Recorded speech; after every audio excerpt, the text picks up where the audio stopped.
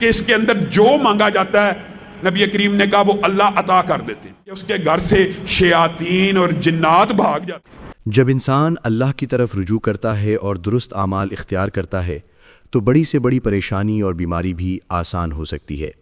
یہ بیان ہمیں یہ سمجھاتا ہے کہ انسان کو پیش آنے والی کئی مشکلات اور بیماریاں مختلف پہلو رکھتی ہیں اور صحیح طریقہ اختیار کرنے سے بہتری آ سکتی ہے۔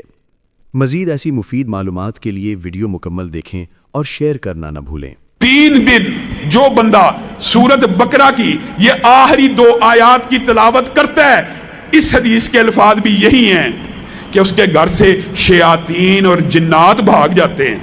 گویا سورت بقرہ کے اندر پورے کا پورا توڑ موجود ہے، جادو کا، جنات کا، انسان کو وہم ہے نا، وسوسہ ہے، بدش ہے، رزق کی کمی ہے۔ سورت بقرہ کی تلاوت گھر میں لگائے نہیں لگا سکتا، یہ آخری 2 آیتیں یاد کرے، کیونکہ نبی کریم نے ان کی اضافی فضیلتیں بھی بتائی ہیں کہ اس کے اندر جو مانگا جاتا ہے نبی کریم نے کہا وہ اللہ عطا کر دیتے ہیں۔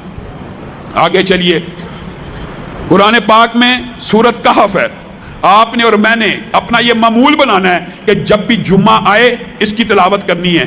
احادیث میں یہ بات ملتی ہے کہ سورت کہف ایک جمعے سے لے کر دوسرے جمعے کے مابین جتنے دن ہیں ان کو نور اور روشنی سے بھر دیتی ہے۔ کس کے لیے؟ جو اس کی تلاوت کرتا ہے۔ اور پھر پہلی 10 آیات جو یاد کر لیتا ہے وہ دجال کے فتنے سے محفوظ رہے گا۔ اتنا بڑا یہ فتنہ ہے جس سے ہر نبی نے پناہ مانگی ہے۔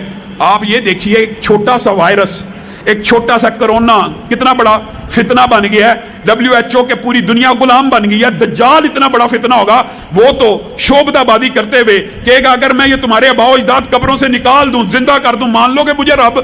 لوگ کہیں گے پھر تو واقعی رب ہوگا، اور وہ شعبدہ بازی سے اپنے ہرکاروں اور شیاطین کی مدد سے اپنے شیاطین کو ان کے والدین کی شکل دے کے قبروں سے زندہ کھڑا کر دے گا۔ اتنا بڑا فتنہ ہوگا، اور وہی شخص اس کے فتنے سے بچے گا جو سورت کہف کی پہلی 10 آیات پر حفظ کر لے گا نا۔ دجال آ بھی جائے اس کو صاف پتہ لگ جائے گا کہ یہ دجال ہے، یہ رب نہیں ہو سکتا۔ تو آپ سب اس کی یاد کرنے کی بھی کوشش کریں۔ اور جہاں تک تعلق ہے سورت یاسین کا، بعض لوگ یہ سمجھتے ہیں کہ سورت یاسین کی کوئی فضیلت نبی کریم صلی اللہ علیہ وسلم سے مروی نہیں ہے۔ یہ بات درست ہے، ضعیف حدیث ہے، لیکن ایک صحیح سند کے ساتھ سنن دارمی میں عبداللہ ابن عباس کا ذاتی فتویٰ موجود ہے۔ اور جب کوئی صحابی کسی ثواب کے بارے میں ذاتی فتویٰ دینا، وہ حکماً مرفوع ہوتا ہے۔ اس بات کا کیا مطلب ہے؟ اس بات کا مطلب ہوتا ہے صحابی اپنی طرف سے کسی صورت کی فضیلت اور منقبت بیان نہیں کرتا، اس نے لا محالہ یقینی طور پہ رسول اللہ سے سنی ہوتی ہے، بس وہ اس بات کو رسول اللہ سے منسوب نہیں کر رہا، وہ خود بیان کرنا شروع ہو گیا۔ اس کو جس بھی وجہ سے، اس نے کیا وجہ ہے کہ رسول اللہ کی طرف منسوب نہیں کی، یہ اللہ جانتا ہے۔ لیکن جب عبداللہ ابن عباس کہتے ہیں کہ سورت یاسین صبح پڑھنے والا شام تک اس کی برکات اور اللہ کی برکتوں میں گھر جاتا ہے، اور شام کو پڑھنے والا صبح تک اللہ کی برکتوں میں آ جاتا ہے، تو یہ حدیث، یہ روایت حکماً مرفوع ہو جاتی ہے۔ صحابہ اپنی طرف سے کسی عمل کا فضیلت اور اجر و ثواب نہیں بیان کرتے۔ اسی طرح بعض محدثین نے بیماریوں کے حوالے سے لوگ سوال کرتے ہیں، جو ڈپریشن ہے، جو انگزائٹی ہے، جس بندے کو نیند نہیں آتی، جو بندہ ساری رات بے چین رہتا ہے، اسلاف نے یہ بات بتلائی ہے اس کے لیے بہترین سورت نبا ہے۔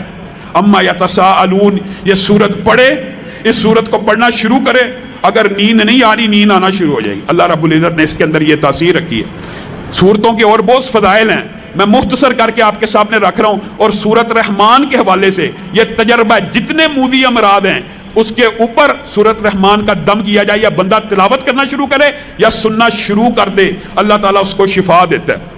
اور جو چاروں کل ہے نا آخری، ان میں سے قل یا ایھا الکافرون اکیلے کی فضیلت کیا ہے؟ ایک مرتبہ پڑھنا، جس طرح قل هو اللہ 3 دفعہ پڑھنے سے پورے قرآن کا ثواب ہے، قل یا ایھا الکافرون 4 مرتبہ پڑھنے سے انسان کو پورے قرآن کا ثواب مل جاتا ہے۔ قل هو اللہ پڑھیے 3 دفعہ، بلکہ 10 مرتبہ پڑھیے، جنت میں محل بھی بنے گا، 3 سے اوپر قرآن پڑھنے کا ثواب بھی ملے گا۔ قل یا ایھا الکافرون 4 مرتبہ پڑھیے، یہ رمضان کی راتیں، ان کو ضائع مت کیجئے، یہ آخری عشرہ ہے، یہ فضائل ہیں، یہ ثواب کمانے کا سیزن ہے۔ بے شک قرآن کتاب ہدایت ہے، روشن ہدایت کے لیے، دستور کے لیے، آئین کے لیے، نظام کے لیے، نفاذ کے لیے، لیکن اس سے ثواب بھی حاصل کیا جا سکتا۔ 4 مرتبہ قل یا ایھا الکافرون پڑھیے، 3 مرتبہ قل هو اللہ احد پڑھیے، اس کے بعد جو آخری وہ وضعتین جن کو کہتے ہیں कुल औज़ु बिरब्बिन नास और कुल औज़ु बिरब्बिल फलक, ये बड़े मुजर्रब हैं। फिर वही बात, जो बंदा जादू में है, जिन्नात में है, किसी भी किस्म के इन वसवसों वाहम शैतानी किसी भी किस्म के वसवसे के अंदर फंस जाता है, या उसके बाद लोगों ने यह भी बात इस बारे में तजर्बा बतलाया है कि जिन लोगों को शैतानी ख्यालात ज्यादा आते हों, यानी जो राह हदायत से खुद महसूस करते हों कि हम अल्लाह से तौबा करते हैं, फिर हमारे अंदर गुनाह की ख्वाहिश पैदा हो जाती है, वो क्या किया करें? वो ये दोनों कुल कसरत से पढ़ा करें। अल्लाह ताला उनकी इबादत में ऐसी लज्जत पैदा करेगा कि वो गुनाहों से दूर हो जाएंगे।